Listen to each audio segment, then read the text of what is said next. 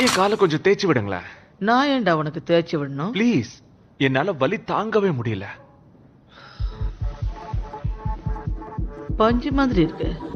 குழந்தைங்க காலை விட ஏன்டா சின்னதா இருக்கு? அது காலையில வேற. ஐயோ மொட்டை பரதேசி.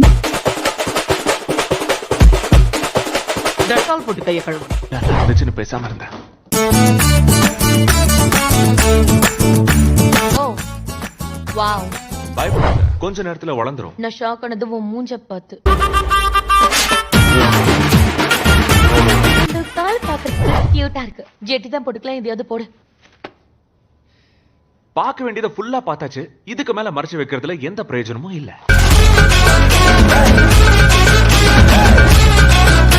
வந்தீங்க அந்த பையனை எரிச்சிடுவேன்.